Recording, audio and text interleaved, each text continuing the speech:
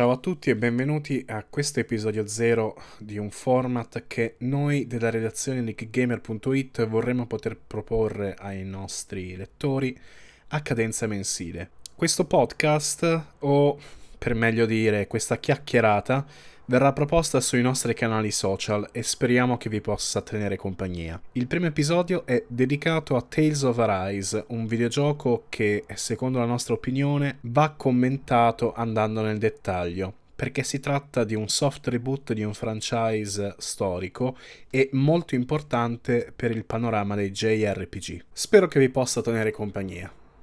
一人なんかじゃない俺たちがいるシア The Renaissance. Looks like we've got our work cut out for us.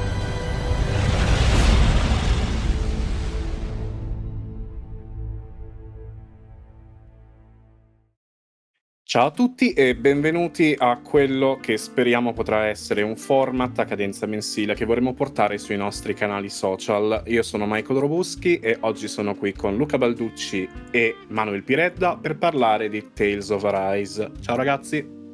Ciao Michael. Ciao. Andiamo su Tales, yeah!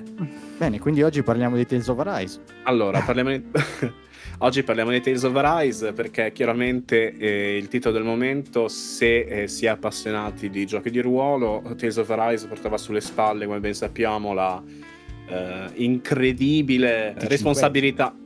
Scusa? È il 25esimo. Esattamente, Anzi, sì, il 10esimo ormai. 25 anni di Tales of. E portava sulle spalle appunto la responsabilità di dover soft rebuttare la serie e portarla nella corrente generazione di videogiochi.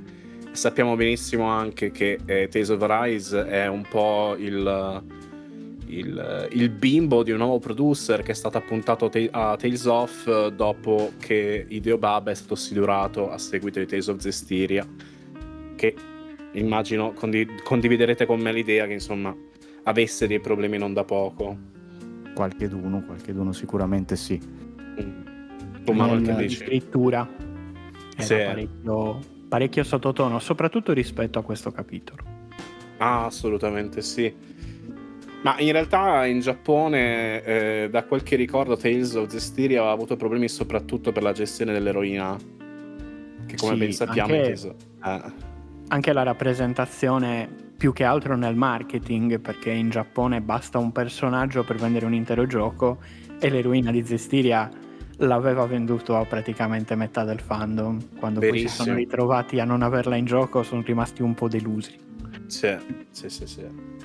Ma sai, Tales of Zestiria è riuscito a non farsi ricordare da me. Mi ricordo nitidamente tutti i videogiochi fatti. Tales of li ho finiti praticamente quasi tutti. E di Nonostante Zestiria... siano lunghissimi. Sì, beh, quasi tutti no. In realtà io sono arrivato pieni. alla serie tardi. Sì, no, certo. Tales of Arise è letteralmente un...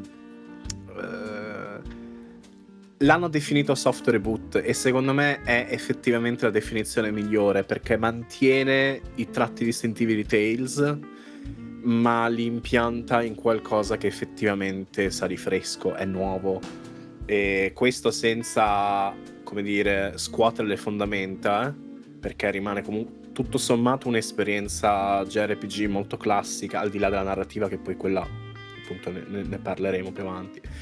Ma come impostazione non abbiamo un open world, non abbiamo meccaniche particolari, abbiamo un Tales of dove insomma le mappe sono effettivamente delle mappe, non degli stanzoni, dove le ambientazioni non solo colpiscono dal punto di vista visivo a livello estetico, ma anche offrono un incentivo all'esplorazione tramite, come diceva appunto Manuel, il crafting, la raccolta di ingredienti, si può cucinare.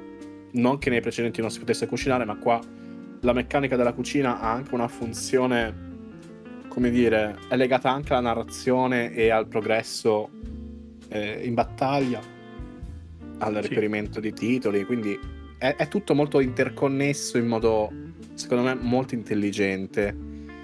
E poi Tales of Arise è anche il primo Tales of ad uscire contemporaneamente in tutto il mondo. Sì.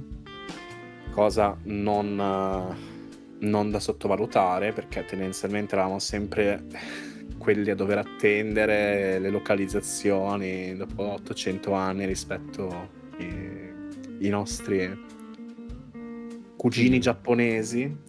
Si erano Come direbbe- velocizzati già, bisogna dirlo. Sì, sì, che- vero, verissimo. Sì. Che Zestiria e Berseria non ricordo fossero arrivati con particolare ritardo, però per esempio Xillia invece Xillia arrivò parecchio dopo da noi, un paio d'anni sicuramente. Ah sì, beh, Maxilia fu un po' lo scoglio da superare una volta che, Sì. una volta che insomma le vendite, come dire, confermarono l'interesse da parte del pubblico, sono andati come dei treni, e la cosa secondo me insomma ci ha portato fino ad oggi.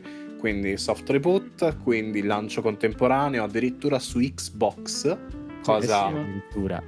addirittura su Xbox, perché Tales of, a parte il remaster di Vesperia, era stato latitava da Xbox da Vesperia stesso, perché Tales of Vesperia è arrivato da noi ovviamente su Xbox 360.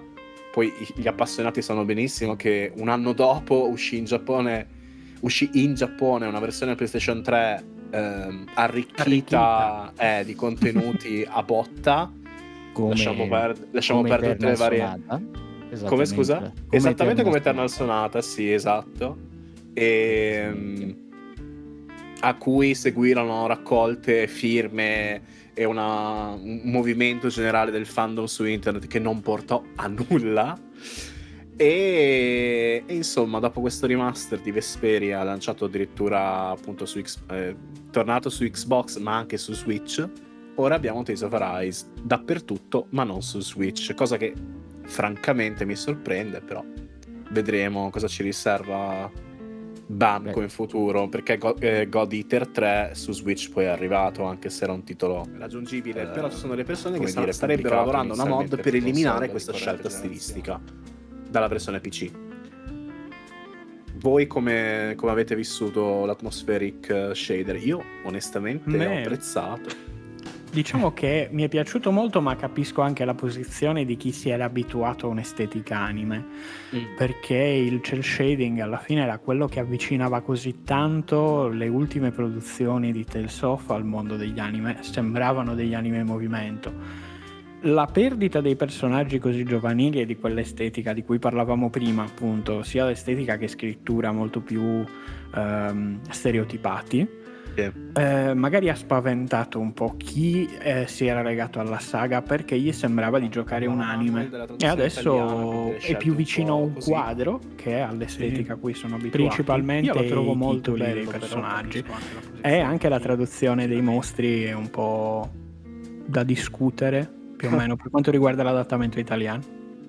Io ho letto una recensione, adesso non ricordo di quale sito italiano, però d'altronde esiste solamente geekgamer.it, quindi lasciamo perdere, e in cui si faceva notare che c'erano degli errori di battitura addirittura. Qualcosa l'ho notato, ci sono dei typo in realtà letteralmente passati inosservati, probabilmente in fase di controllo. Ma ne ho notati un paio pure in inglese, se non ricordo. Io non li ho notati. Allora io se poi vorrete parlare della trama io me ne andrò, perché non l'ho finito il gioco, premetto. Sì. Però fino a dove sono arrivato, fra poco ti spingiamo fuori dalla conversazione. Diciamo che per capirci, vabbè, parlo del livello dei personaggi così capite più o meno dove sono al 26 27 circa, e mi pare di averne visti 2 finora. Comunque non è niente di che, perché in ore di gioco sono 2 errori di battitura in 25 ore di gioco praticamente, non so quante ne sono.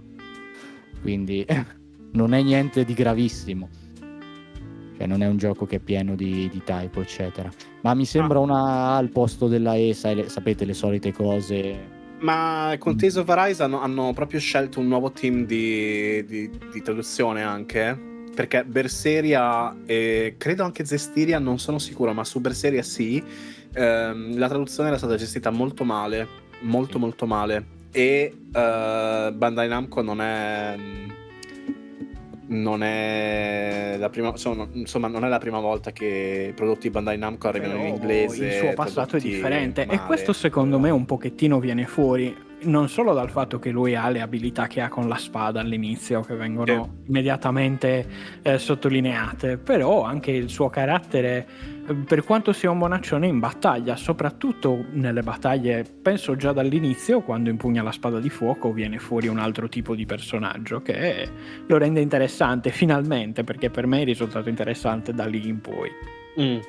Sì, è vero. In realtà è quando tira fuori il coraggio, quando si scaglia in battaglia, che probabilmente riesce a brillare di più. Poi questo effettivamente, quello che hai notato tu sulla dualità del personaggio vale un po' per tutti. Quasi tutti i personaggi in Tales of Arise, a differenza di Zestiria Berseria di cui parlavamo prima, in cui sono quasi tutti giocati abbastanza in maniera diretta,